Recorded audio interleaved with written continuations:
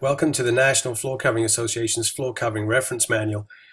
This brief tutorial is designed to help you navigate efficiently around the manual, as there are some 1,000 pages of information stored in it.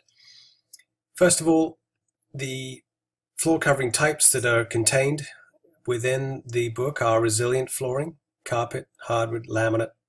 Other flooring contains both bamboo and cork. First of all, if we went into the section called General Requirements, which deals with a lot of substrate preparation and pre-installation information, and we scroll down to Part A10, Acceptable Conditions. This is a commonly used section of the manual. Within this section, there are some 17 chapters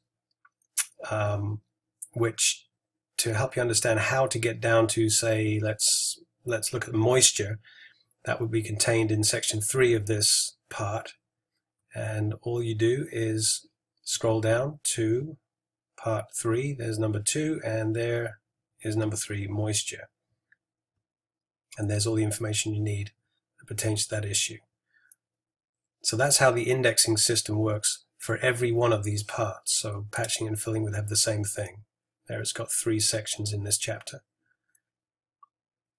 Another tip, resilient flooring, scope of work, what is expected to be included in the flooring contractor's contract and what is not from a national standpoint. So if we click on scope of work, there's a list of all the items that would be expected to be included in the work, and there's the section on what is not expected to be included in the work.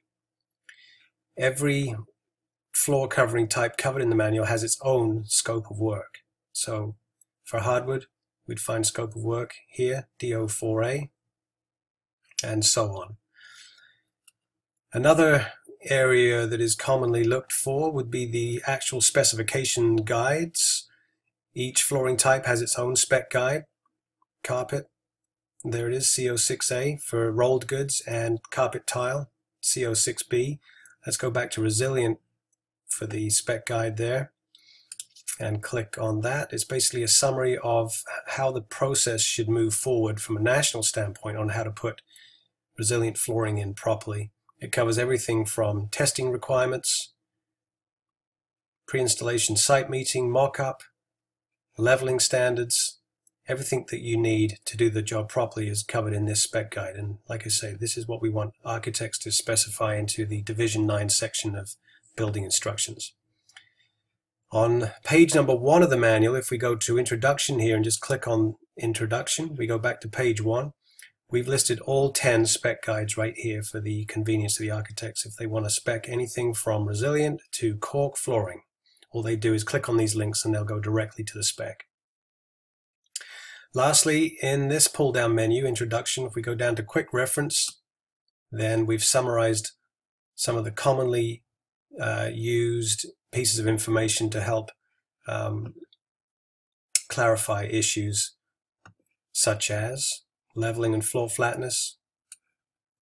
Rather than look for them in the manual, they're on this summary page, which is called Quick Reference Guide. I hope this helps you navigate the Floor Covering Reference Manual a little easier. Any further questions, call the BC Floor Covering Association office at 604-881-4944.